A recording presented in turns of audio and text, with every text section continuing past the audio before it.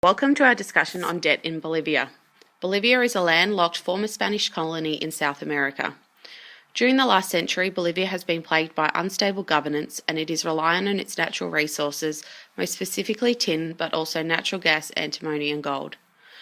Bolivia has a low population density and there is a divide between urban and rural populations in many aspects, including education, health and poverty levels. Examining the debt situation in Bolivia, we will begin by looking at the past. What was the origin and cause for Bolivia's debt, including issues of governance and overborrowing, external and internal economic factors, and well-intended schemes? Secondly, we will explore the present. How has Bolivia's debt affected poverty and development? By looking at issues of discrimination, social exclusion, and the diversion of money from social services. Finally, the future. What is the outlook for Bolivia's debt and development? Despite the past issues, Bolivia is improving in meeting both human development goals and looks to be more debt sustainable with a low risk of debt distress. The source of Bolivia's debt can be traced back to three distinct periods in their modern history. From 1975 to 1981, there was a period of political instability where the country took on too much debt too quickly through taking out foreign loans and had a generally poor economic performance. Much of this debt was racked up to benefit the rich and those in control of the regime rather than the poor, and the debt was close to 10% of Bolivia's GDP. Second period, from 1982 to 1987, Bolivia suffered from both external and internal shocks with disinvestment of public companies, financial obligations to service debt, as well as fall in world prices of their two major commodities, which were tin and natural gas. Also, a rise in world interest rates were some of the factors. It was from 1988 to 1995 when Bolivia participated in debt renegotiation schemes. During the 1980s, Bolivia entered into traditional debt relief programs on many occasions, but saw no economic relief. Then during the 1990s, they entered into the Highly Indebted Poor Country Initiative, HIPC, which was run and organised through the IMF and World Bank.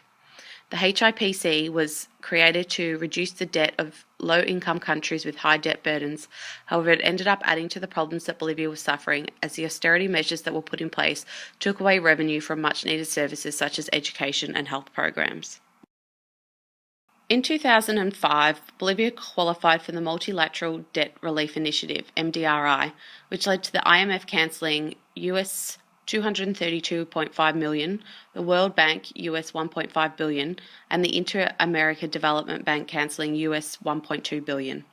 Bolivia's debt decreased from over $6 billion in 2006 to $2.86 billion in 2011, with over half the country's debt forgiven. Bolivia's debt has had a large part to play in the country's poverty, with over half of the country's population living in poverty. The period 1975 to 81 was characterized by rapid debt accumulation, poor economic performance, political instability, and creation of debt that benefited political regimes rather than those experiencing poverty. By the end of the 1980s, interest rates on the debts had risen and the economy was in a shambles, and Bolivia had accrued one of the highest per capita debts in Latin America. Corruption was an obstacle leading to inefficiency by the state. 1988 to 95 saw Bolivia's participation in traditional debt renegotiation schemes, including the Highly Indebted Poor Country Initiative through the IMF and World Bank, which was created to reduce the debt of low-income countries with high debt burdens. As part of the HIPC2, the Bolivian Poverty Reduction Strategy was developed to prioritise meeting the challenges of poverty, inequity and social exclusion and their effect on democracy and governance in Bolivia. In 2005, Bolivia qualified for Multilateral Debt Relief Initiative, which allowed for complete debt cancellation. By the end of 2011, Bolivia's debt went from just over US $6 billion to US $2.86 billion. This allowed the country to move toward a sustainable debt scenario. This debt relief, together with other economic improvements, have contributed to a better economic position. Since 2006, under the Morales government, there has been higher economic growth and the government has gained control over natural gas and other revenues. Social programs have been targeted at the poorest Bolivians. Public spending increased from 6.3% of GDP in 2005 to 10.5% in 2009. Structural economic issues continue to pose long-term development challenges. A 2010 report by UNDP concluded that increased political and legal equality has yet to translate into a systematic reduction in socio-economic inequalities. A favourable international environment, along with a greater focus on social issues by the government, are two important factors that have helped Bolivia's recent progress in the attainment of MDGs. The Morales government is in a relatively good position to choose policies that could accelerate growth and provide the economic basis for improved living standards. Bolivia is still vulnerable to various external pressures that might prevent it from carrying out its mandate. Recent fragility, political unrest, racial tensions, rising costs, and increasing debt levels impact on the much-needed reform for development and poverty alleviation. Despite being South America's poorest country, the outlook for Bolivia in terms of its public debt and development goals looks very promising. Bolivia's debt currently stands at 33.1% of GDP and has been decreasing over the past 30 years. Many years of good economic growth, debt relief, fiscal and current account surpluses have reduced Bolivia's debt burden, strengthened external liquidity, and increased economic resilience against negative shocks. All debt sustainability debt burden indicators indicate that Bolivia is firmly on the path to both medium and long-term debt sustainability.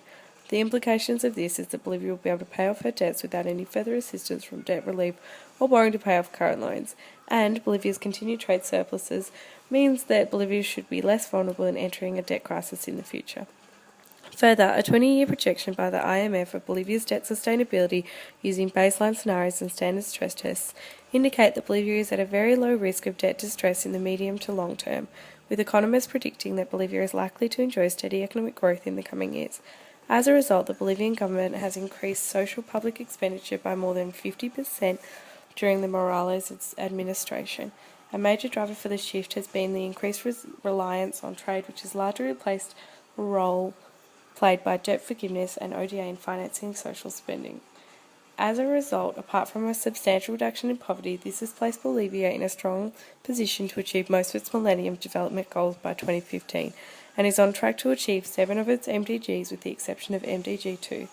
Therefore, provision of additional financial resources through foreign aid to support achievement of the MDGs may not be a priority for Bolivia.